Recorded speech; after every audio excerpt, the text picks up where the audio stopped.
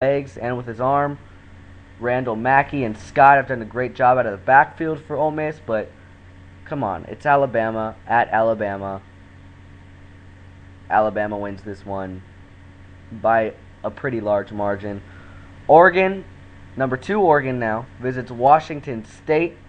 Washington State 2-2 on the season. Oregon 4-0 coming off a very, very impressive victory over, at the time, number 20th ranked Arizona. A lot of people expected that game to be a shootout between the two, much like the Rose Bowl between Oregon and Wisconsin last year. That was not the case. Oregon blew the door off of the Wildcats, 49-0, and I expect them to do the same thing to these Wildcats, the Washington State Wildcats. Washington State coming off of a loss to Colorado. I thought coming in to Week 4, Colorado was the worst FBS team out there after losing to Colorado State, FCS school Sacramento State, and getting absolutely grilled 69-14 by Fresno State. I'm thinking Colorado 0-12, worst FBS school. What do? Go into Washington State, a very tough environment to play in, and pull a victory out of there. That is why we love college football, people. Expect the unexpected.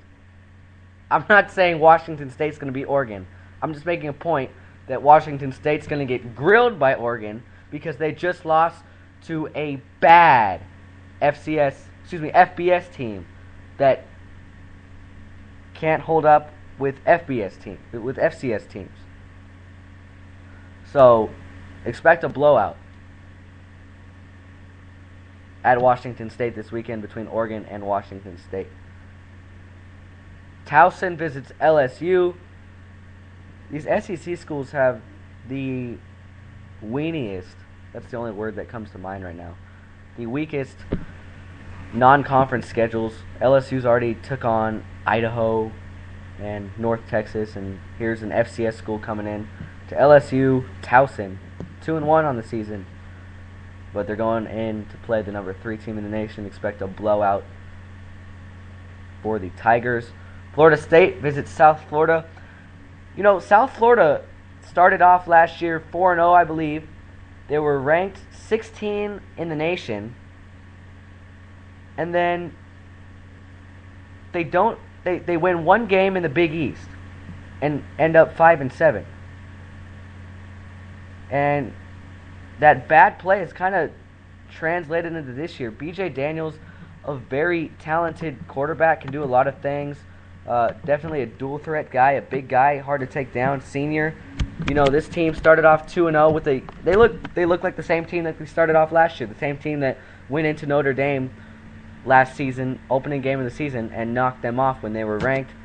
They started off 2-0 this year, looked really promising after a huge comeback win at Nevada, but then looked terrible against Rutgers, lost that game 23-13, then went to Ball State last week and lost. Florida State, meanwhile, took on a very good Clemson team and were able to outshoot them, outplay them in the offensive aspect. Big win for Florida State last week against the Clemson Tigers. That was huge on their resume for possibly getting to a BCS National Championship game. And all they got to do from here on out is keep winning ball games, and that's a very real possibility. If you look at their schedule, the ACC, not a particularly strong conference this season. Only game that really should give them any trouble is their last game of the season against SEC powerhouse Florida. The Gators will be taking on the Seminoles the last game of the season. So Florida State goes into South Florida, Raymond James Stadium. Going to be a good game, but Florida State's going to win in the end. Tennessee visits Georgia. Georgia looks too good. Georgia's up there with the elites of the SEC. You know, 4 of the top 6 teams are all from the SEC. Georgia is one of them. They looked all right in their opening game against Buffalo. Then everyone was like, oh, at Missouri, here's the loss for Georgia. They win that game by 21, blow out Florida Atlantic, make fools out of Vanderbilt, and I suspect they'll have another big win this weekend against the once-ranked this season Tennessee Volunteers, who are 3-1, 0-1 in SEC play. That loss coming against Florida in the third week of the season. South Carolina visits Kentucky. Kentucky in football, not what they are in basketball. South Carolina aren't what they are in football like they are in basketball. South Carolina, a bad basketball team. Kentucky, probably the best basketball team. But this is football. South Carolina is going to blow out Kentucky. Baylor visits West Virginia, a double whammy game. Baylor ranked 25. Geno Smith in West Virginia ranked 9th. West Virginia, I think, is a national championship contender just because the way that Geno Smith is playing. He's my pick for the Heisman right now. Obviously, it's way early, but if I had to choose a pick, it would be him. Baylor has looked really good this season. Their new quarterback, RG3's successor, Florence, has looked really good in his first 3 games as a Baylor Bear starting. They knocked off a very good Louisiana Monroe team last week, and this week will be heading into a very hostile environment. West Virginia will be playing their first game as a part of the Big 12, and I expect West Virginia to come out on top, but just barely. It's going to be a very good game out in West Virginia. Texas visits Oklahoma State. Oklahoma State 2-1 on the season, coming off of a bye week, as is Texas. I expect Texas to win this game. It's going to be another good game, but I expect Texas to come out on top. Texas will keep moving up the rankings. Double whammy game, Ohio State visits Michigan State. Both these teams had trouble fending off small conference schools last week. Ohio State had trouble with the University of Alabama at Birmingham of Conference USA, and Michigan State had trouble with Eastern Michigan until Le'Veon Bell took over in the 4th. You know, this is really a toss-up game, but I'm going to go with Ohio State. I think Braxton Miller is going to be the factor in this one. I think Ohio State doesn't have the best run defense in the world, and you're going to see Le'Veon Bell get his amount of carries and yardage, but I think Ohio State's going to be able to go to Michigan State and just edge out the Spartans. TCU visits SMU. TCU looking for revenge against SMU. SMU went into TCU last year and knocked them off.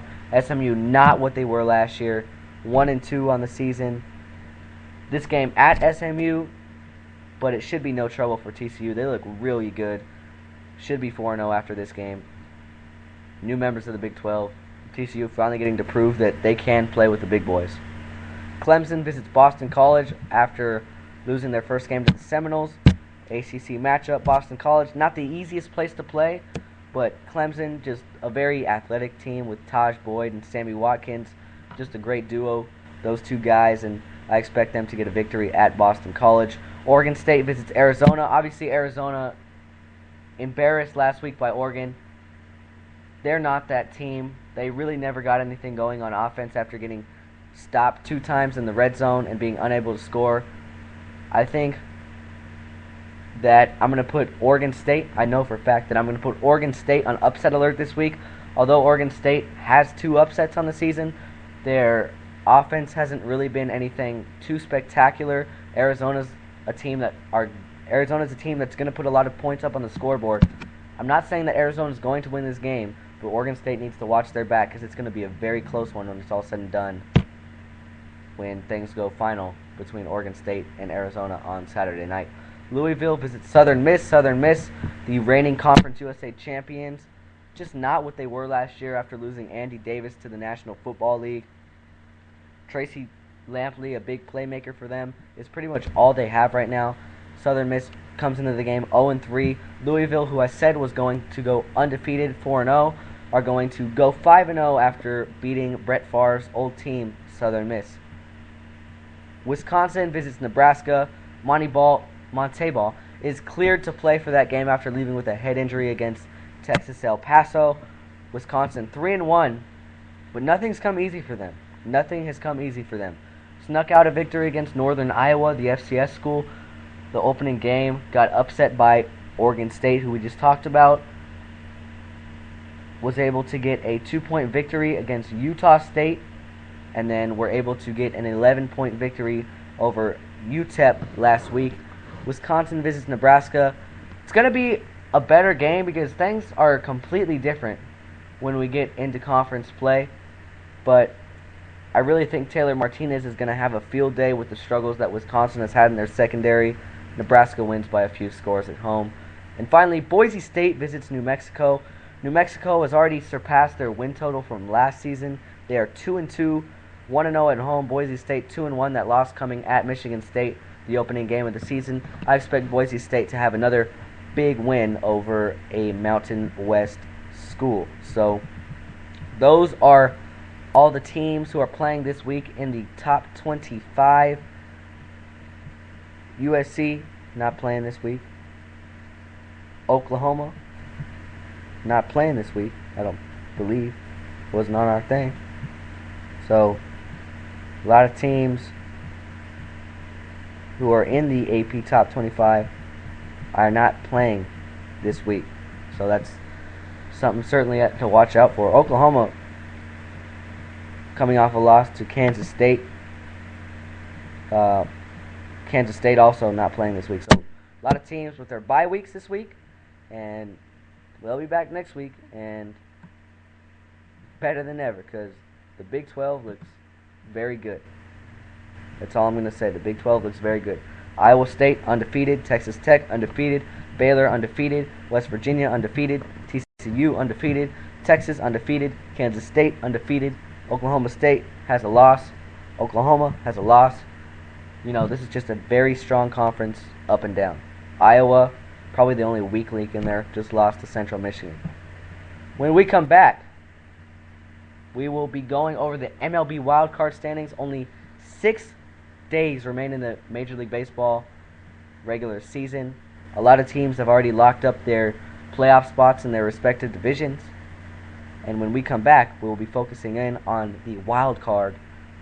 It looks pretty much wrapped up with St. Louis and Atlanta in the National League, but I'll give you a reason why Oakland will not be playing Baltimore for that play-in game.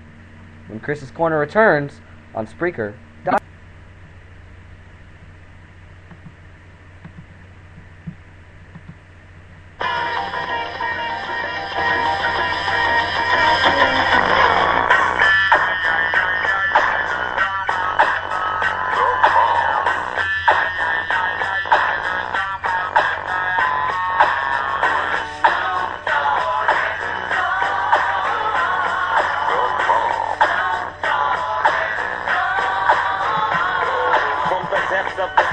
Welcome back into Chris's Corner. I am Chris Sylvester, your host. We just covered the NFL. We just covered college football, and now it's time to cover some Major League Baseball. 6 games remaining for all teams in the regular season. You look at the standings in the American League and National League. You can pretty much put everything to bed in the National League. Washington and Atlanta have both already clinched playoff spots. It looks like Washington is going to win the National League East as they lead Atlanta with 6 games to go by 4. Cincinnati has already clinched the National League Central Division, and the San Francisco Giants have done the same thing in their division in the National League West. As for the American League, it is still a dogfight on the top of the American League East. The New York Yankees are fending off the Baltimore Orioles. They lead the Orioles by a game and a half in the American League East with 6 games to go. Same thing in the Central. Detroit has hopped over Chicago. Something that we expected from the start, but Detroit playing really good ball lately has hopped over the White Sox, who have really struggled lately. They lead that division by a game and a half as well. Texas with a huge win over Oakland today, all but have things wrapped up in the American League West. They lead Oakland by 4 games and the Angels by 6.